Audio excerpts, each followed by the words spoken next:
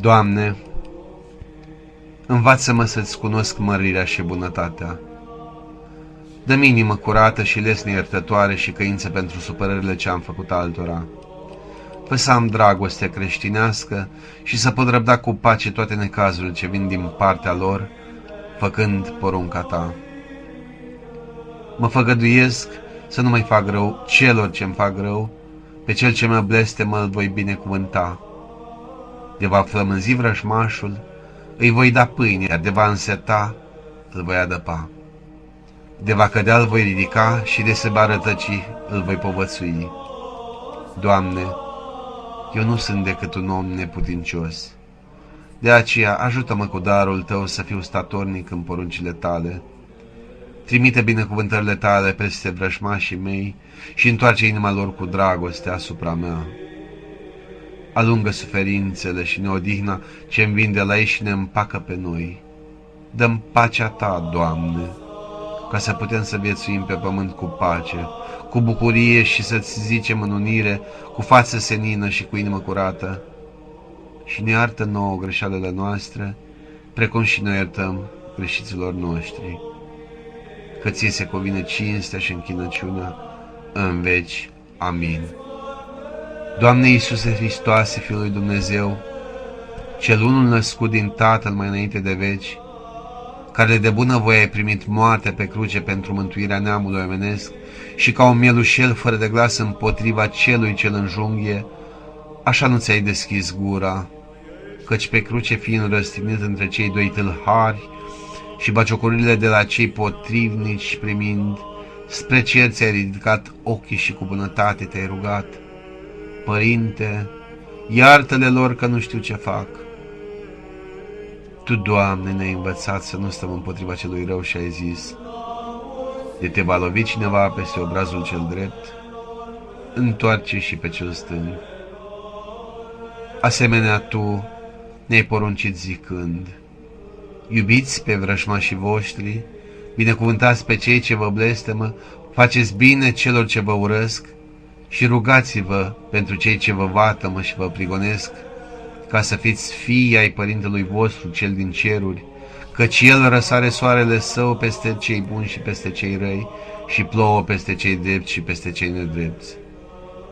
Tu însuți, întru tot bunule împărate, caută la mine nevrednicul robul Tău și dă-mi tărie, ca să nu mă mânii împotriva vrăjmașului meu și să nu-i întorc lui loviturile cu răzbunare, căci numai al meu este a răzbuna, grăiește Domnul. Iar nouă, făpturilor celor după chipul și asemănarea Ta, ne-ai poruncit Tu însuți, ca să nu apună soarele peste mânia voastră, și daruri la sfintele Tale altare să nu aducem până nu ne vom fi împăcat mai întâi cu cei în neînțelegere cu noi. Tu, deci, care în luminoasa și sfântă rugăciune Tatăl nostru ne înveți să ne rugăm zicând: și ne iartă nouă greșelile noastre, precum și noi iertăm greșiților noștri.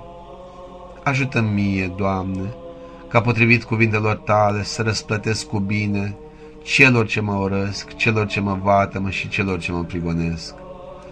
Dă-le, Doamne, pacea Ta, luminează-le mintea ca să Te cunoască pe Tine și poruncile Tale, curățește-le inima și o mlădie ca să-și vadă greșalele și să se căiască de nedreptățile lor. Nu-i lăsa pe ei, Doamne, în rătăcire și în păcat. Trimite-le lor binecuvântarea Ta, ca să se întoarcă și să se mântuiască și să fie vii într-o împărăția Ta. Iar mie, Stăpâne, dăruiește-mi Duhul curăției, al gândului smerit, al răbdării și al dragostei, pentru ca în pace și cu bucurie să grăiesc către Tine unele ca acestea. Iartă-ne nouă greșalele, precum și noi iertăm greșiților noștri. Amin. Doamne, binecuvântează pe vrăjmașii mei, și eu îi binecuvântez și nu-i blestem. Vrăjmașii m-au împins și mai mult spre Tine, în brațele Tale mai mult decât prietenii. Aceștia m-au legat de pământ și mi-au răsturnat orice nădejde spre pământ. Vrăjmașii m-au făcut străin față de împărățiile pământești și un locuitor netrebnic față de pământ. Precum o fiară prigonită, așa și eu, prigonit fiind, în fața vrăjmașilor am aflat un adăpost mai sigur, ascunzându-mă sub cortul tău, unde nici vrăjmașii, nici prietenii nu pot pierde sufletul meu. Doamne, binecuvântează pe vrăjmașii mei și eu îi binecuvântez și nu-i blestem. Ei au mărturisit în locul meu păcatele mele în fața lumii. Ei m-au biciuit când eu m-am cruțat de biciuire. Ei m-au chinuit atunci când eu am fugit de chinuri. Ei m-au hulit atunci când eu m-am măgulit pe mine însumi. Ei m-au scuipat atunci când eu m-am mândrit cu mine însumi. Când eu m-am făcut înțelept, ei m-au numit nebun. Când m-am făcut puternic, ei au râs de mine ca de un pitic. Când am vrut să conduc pe oameni, ei m-au împins înapoi.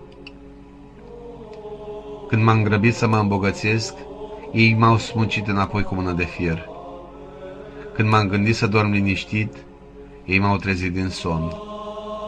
Când mi-am zidit casă pentru viață lungă și liniștită, ei au răsturnat-o și m-au izgonit afară. Într-adevăr, vrăjmașii m-au dezlegat de lume și mi-au prelungit mâinile până la veșmântul tău. Binecuvântează, Doamne, pe vrăjmașii mei. Binecuvântează-i și îi înmulțește.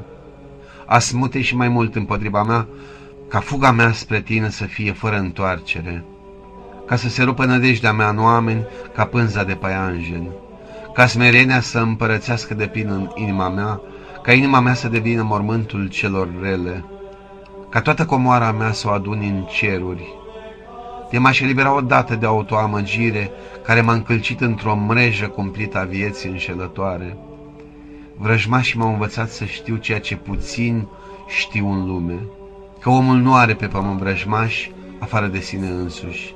Doar acela urăște pe vrăjmași, care nu știe că vrăjmașii nu sunt vrăjmași, ci doar prieteni severi. De aceea, Doamne, binecuvântează pe prieteni și pe vrăjmașii mei. Sluga blestemă pe vrăjmași căci nu știe, iar fiul îi binecuvântează căci știe. Fiul știe că vrăjmașii nu pot să se atingă de viața lui. De aceea, el pășește liber între ei și se roagă lui Dumnezeu pentru aceștia. Doamne, binecuvântează pe vrăjmașii mei și eu îi binecuvântez și nu îi blestem. Amin.